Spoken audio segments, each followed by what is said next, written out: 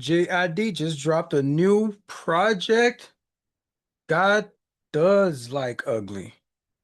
And honestly, this project is a whole movie right from the start. The energy hits. I did not expect to hear West Side Gun being the first voice I heard when I pressed play on this thing.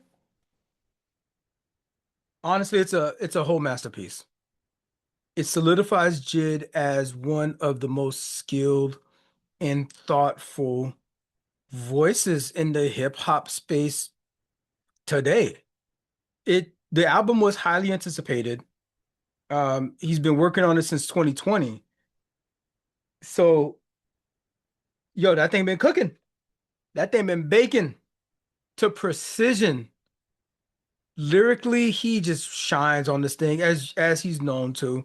He was on an Eminem project, bodied him.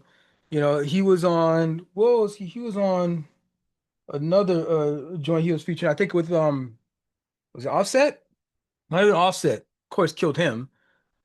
He made Offset step his game up though, because Offset verse wasn't bad.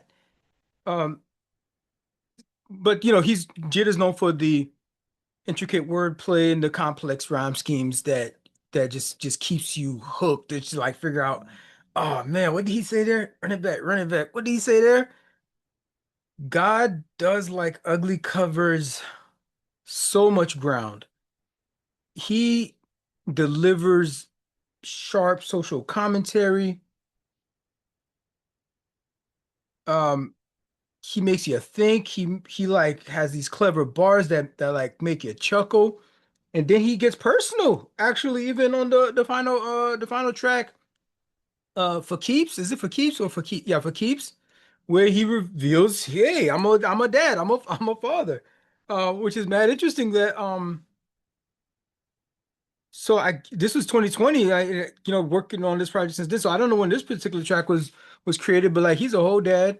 His kid's a couple years old. I know his kid is a couple of years older since he started working on this thing. And you got to be listening in to like and play all the way to the end. That track for Keeps is actually a maybe I'll get into that a little bit later. That was actually a really good introspective, like one of those tracks that like lets you into the actual art, lets you into their world, into their personal life, to their I love the storytelling that some of these artists do. I love the recollection of past events and things like that in their life.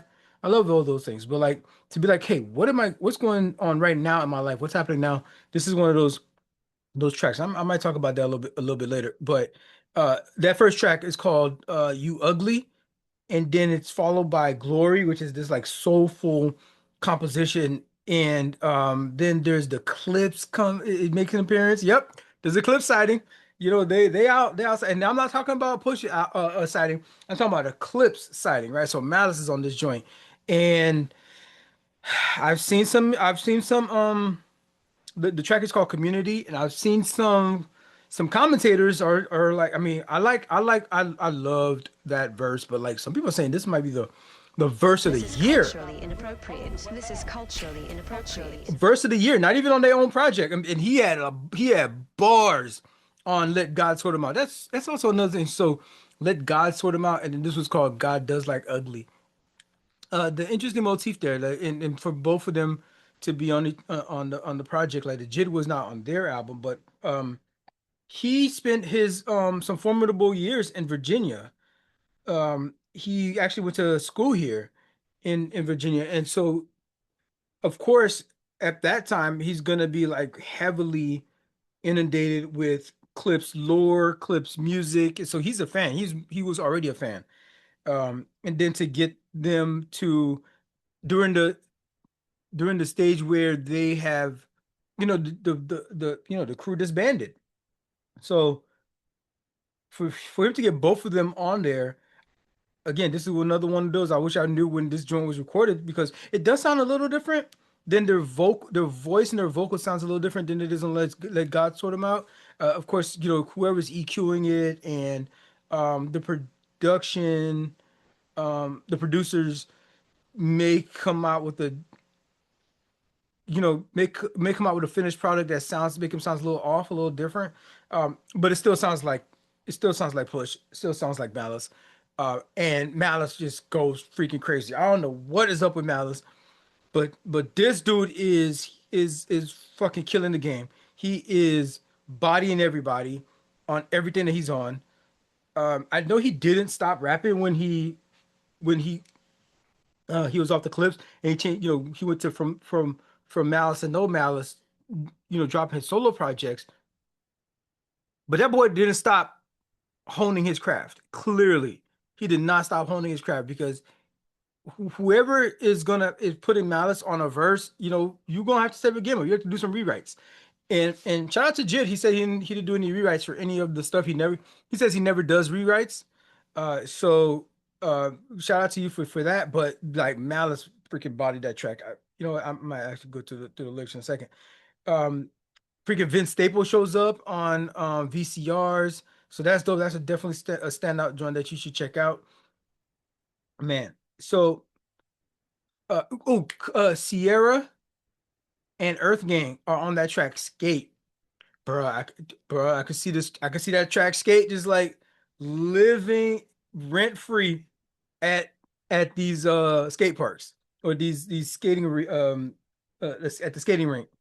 This joint is made for it. And they shout out all the skate spots in Atlanta on there in terms of in the lyrics and stuff. And it's very bouncy. It's very funky and it's very much a theme song for it's meant to be played in that. And shout out to, because Atlanta, there's skate culture there. In the South, there's skate culture. I know we used to skate a little bit when I was younger. Like we used to take field trips to go there, but we didn't have a skating rink anywhere nearby, so I didn't get a lot of practice on it. But it's not funky. It's more a little bit more disco than anything.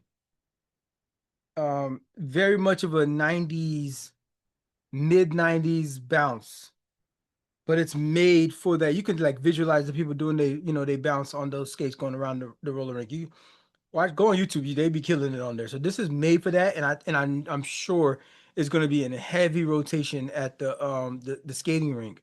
Other thing I would say about this is he mentioned he has a son, he on there that he mentioned that he's a dad on there. But the other thing, like if you listen to that whole thing, he's really laying out the his like kind of like his origin story, going back to working at what was he working?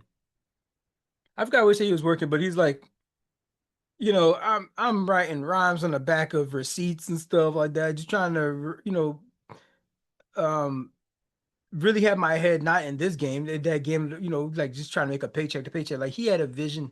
He was an artist that had like a dream, and he retells that whole story, that whole like it's really giving like Heart Part 6.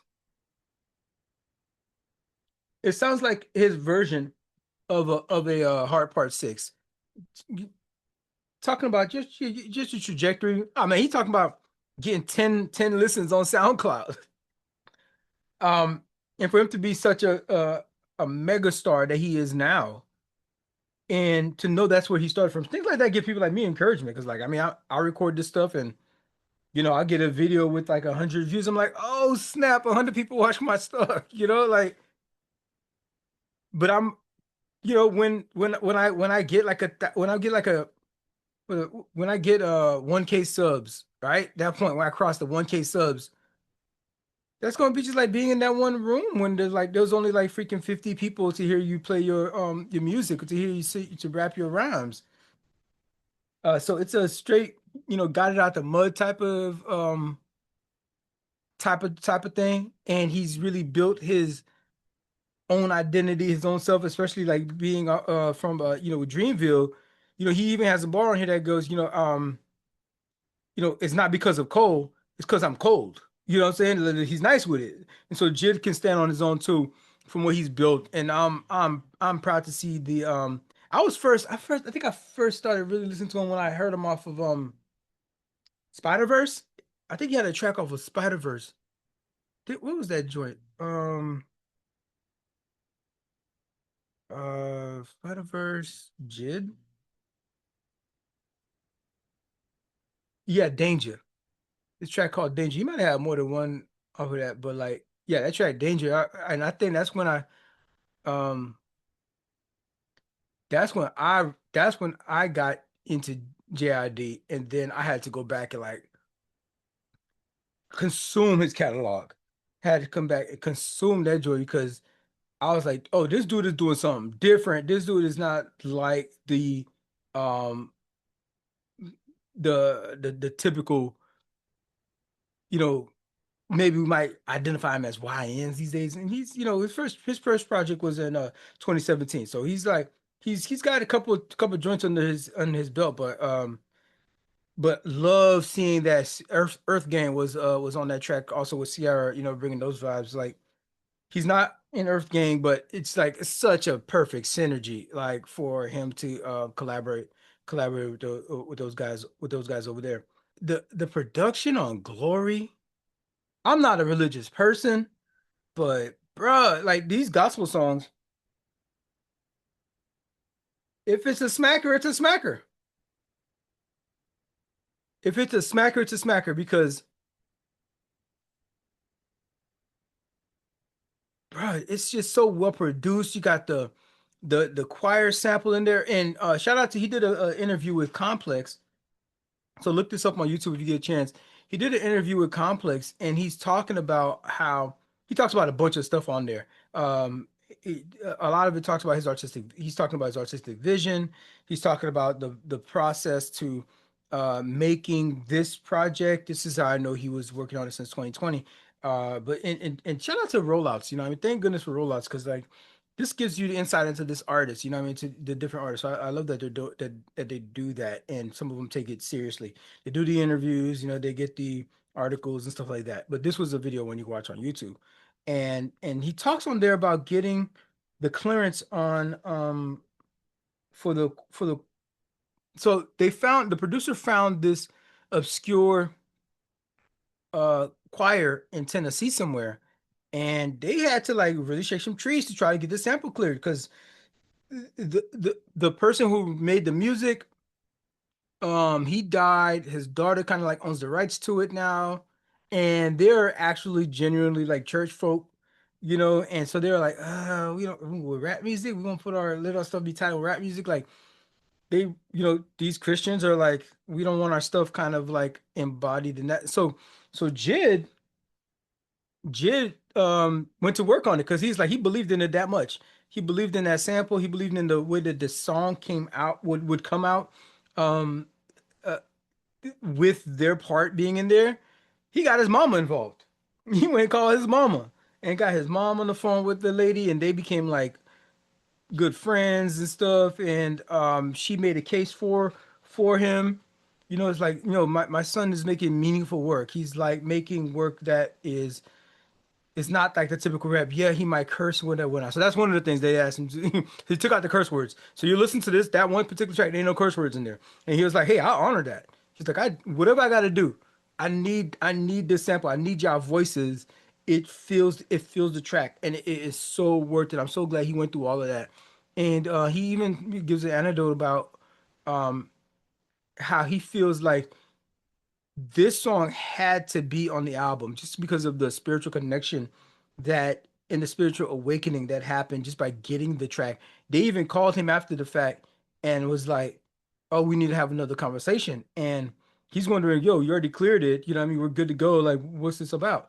And they got him on the phone. They started talking to him. They started just like preaching life into him, and then they prayed for him and stuff like that. He's like, man, he almost cried. He said like how beautiful it was of a moment for them to like, reach out after the fact and to actually bless me because they're like, hey, we went through your catalog, went through your work and see that you talking about stuff. You're meaningful. Like you might, we don't like the cursing, but like you are trying to make a difference in your way, and hopefully it brings them aboard on rap music. You know what I mean? Because there's other kind of there's Christian rap out there too. You know what I mean? So they might see it like, especially like traditional gospel folks may see something like rap or even something like rock. And I know like a lot of alt rock has been like very much co-opted in Christianity, and they have like anthemic like stadium anthem style rock songs that are Christian songs specifically made to like sound the way it does because it is something about the way that those chords and those instruments come together that really make that puts people in a trance. And so they can see the value in it for their religion.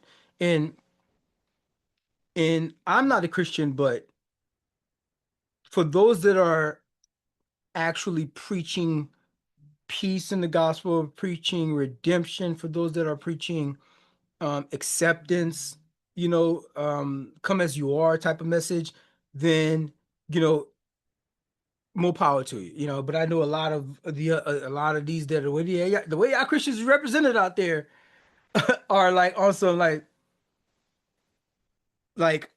do as we say, not as we do kind of joint. Just like beating you over the head with the Bible, very much hypocritical on everything, on every principle that they swear they got, and it can be a turnoff.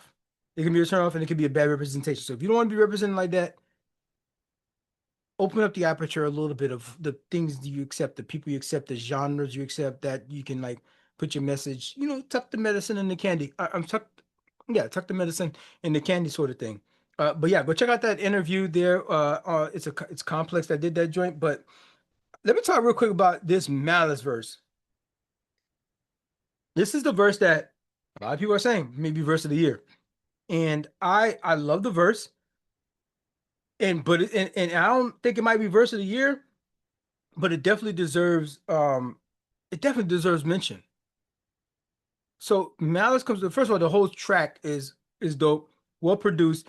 It is and this is indicative of whoa, wait a minute, something did they just release? They just released some bonus tracks. I'm seeing this in real time. They just released what the fuck?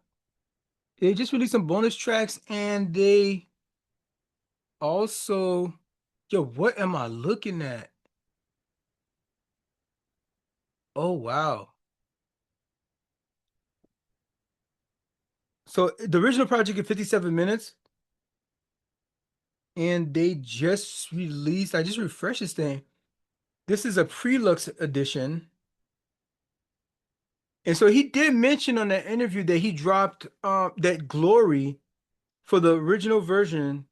Glory took the place of another song that he wanted to be on there that he couldn't get on there. So the oh man, I might have to stop this video and listen to this. Okay, yeah, that was tough. That was tough. So, all right, I'm back and dang. Okay, so it's four new tracks on this update, and I'm liking I'm liking three out of the four. But the third one is like, whatever. It's dope. It's fine. You know, but the Yachty joint and the Eminem joint, the Yachty one knew better. And Eminem is on Animals Part One. I think he said that M um rewrote his bars for it after he got JID's verse. I can't recall, but just leave it in the comments, like and subscribe while you're there. If I'm wrong or not, correct me there. This is Um, culturally inappropriate. This is culturally inappropriate. that shit slapped. That shit was crazy. They're going back. They're going like toe toe to toe on that joint. JID and M on that. It's a lyrical miracle um battle to it. But the way that that joint hit in the original setup with You Ugly with West Side Gun with Gun on that joint, um, and then go and rolls into the rest of the project, it just it's way more it's more cohesive. It's more curated. And so I see why they did it that way. I see why they did it that way, and I approve of the original version. Although these it's worth it to like okay, you got the upgrade the update and they give you an extra like 2.5 tracks that you can like bop to. I wouldn't say you have to skip Behold, but not particularly. The other ones off the original release, I can't, it's amazing album. You don't skip anything. There's no skips on that joint. But what I wanted to get into before I got rudely interrupted with Day Freaking Update, which I'm glad I took the time to listen to, is that track community. That track community is it's going to be a standout. It's going to be one that is going to be dissected from a lot of reviewers. So look to those pages and those channels that that really dive into lyrics and for like one track. They'll just like go in on one track and just like break that thing all the way down to its production and its core and all that stuff. So I love those channels. Love shout out to those guys. Uh but definitely they are correct in saying that Malice has a dope verse on this thing. My ghetto's not your culture. Niggas really die here. So hard to say goodbye. It's the only lullaby here. Kilos turning boys to men. Gotta pick a side here. Somewhere Jesus Shuttleworth, somewhere Nasir's. As time goes by, it's an eye for an eye here.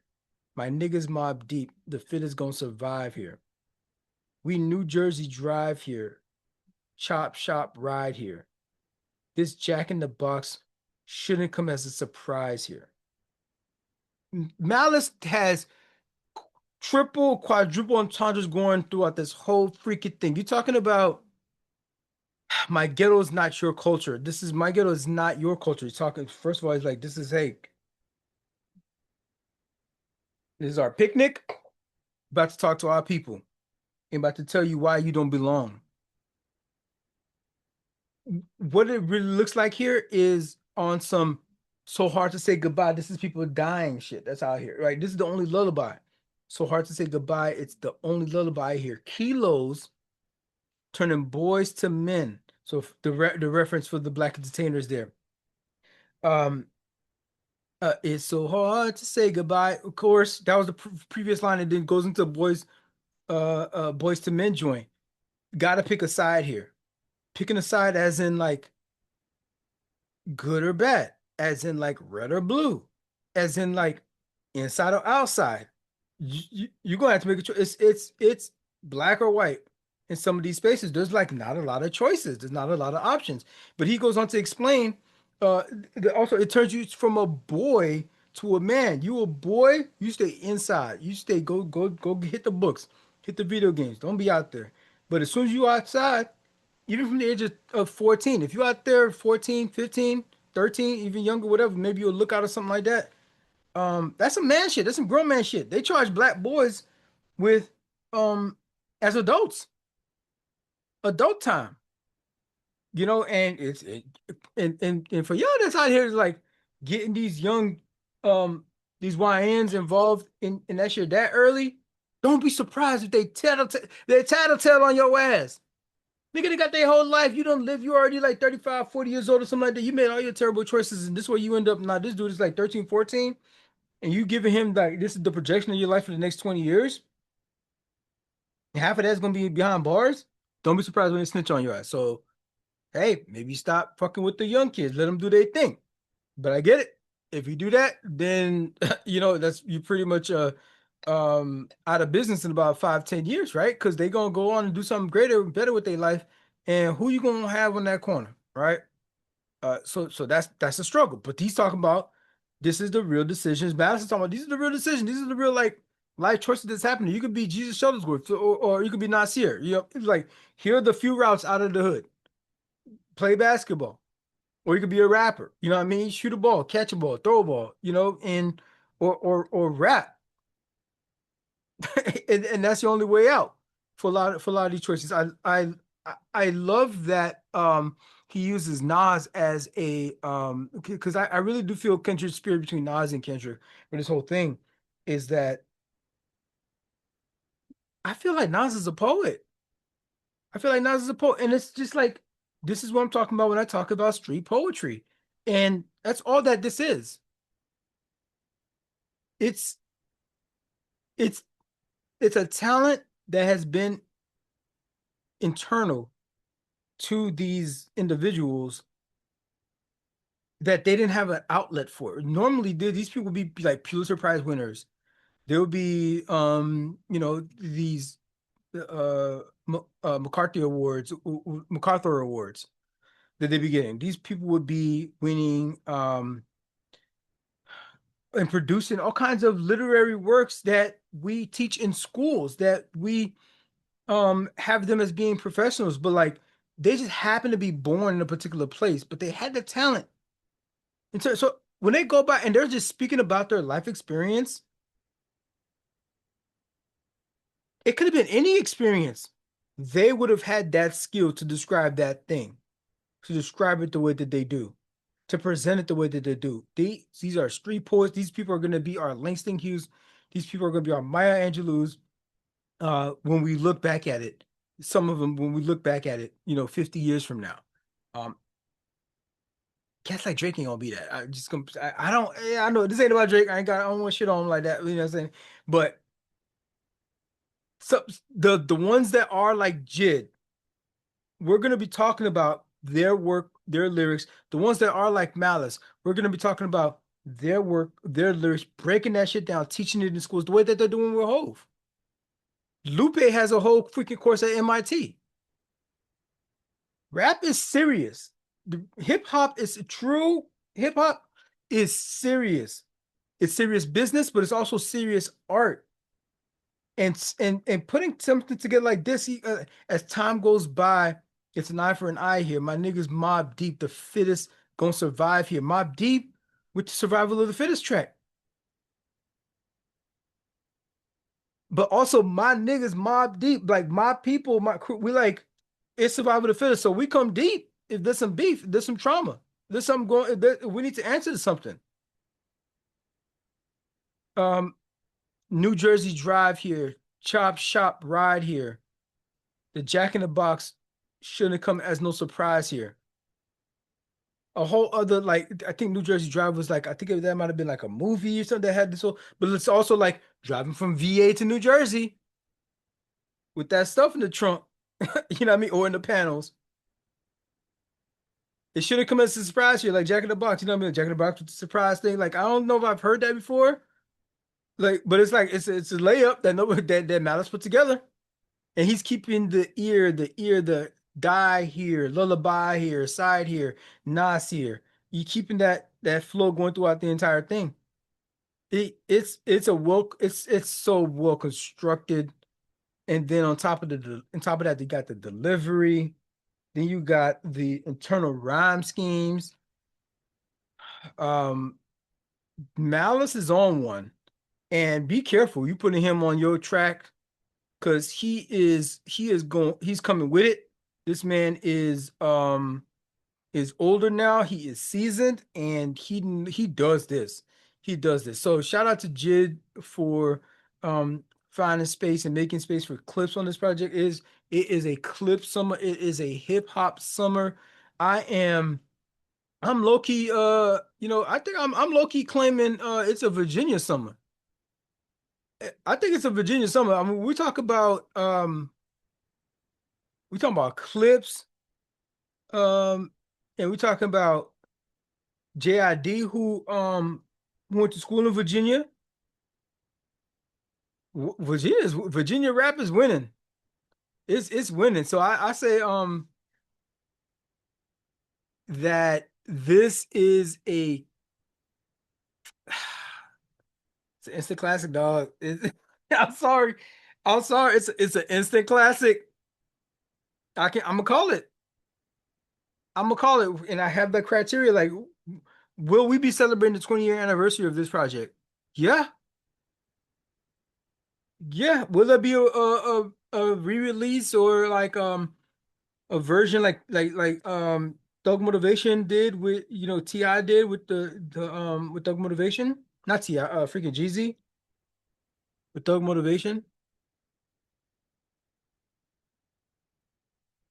Will we get a 20-year release? Will we get a 20-year release like we did with Thug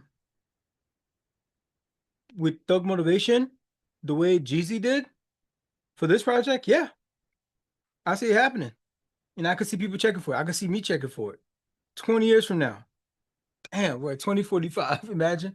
2045. Okay, I gotta make it to the 20th anniversary of this thing. So I gotta, they say wine helps you live longer. The Forever Story was a classic. I'll give you that. But this one, I mean, this one's right up there. The album is fire. It firmly solidifies JID as one of these leaders of the new school. And yeah, granted, he's been working. He's got several projects out. I mean, he's been doing his thing since 2017. But I think he would still be considered, the new school, the new age, and he's a leader in it.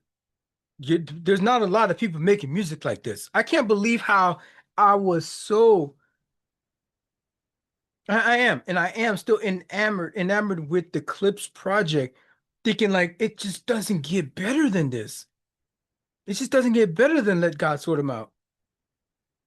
Um, I'm not saying this one's better. I don't know. I honestly don't know. I don't know if which one's better.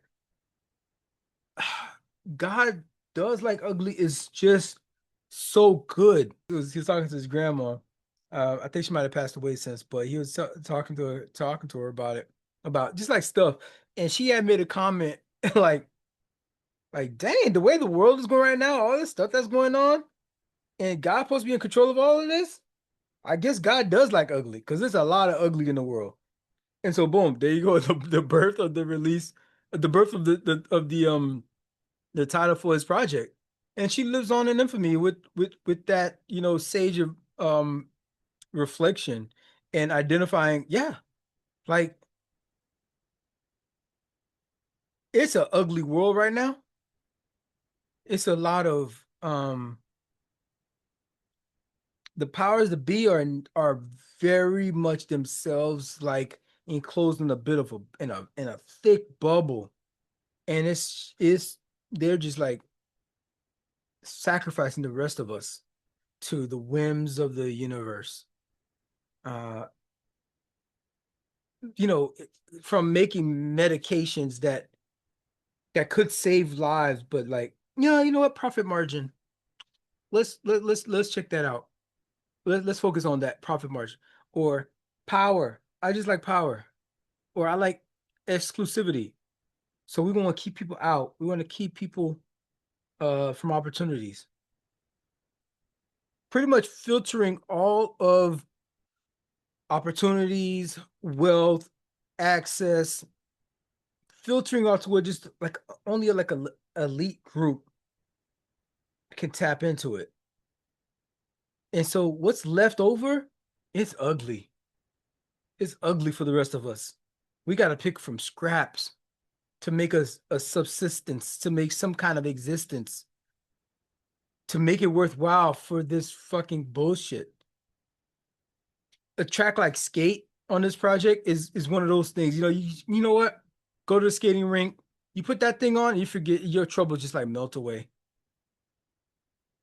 But every once in a while, somebody is like waving like throwing a flare in the air, right?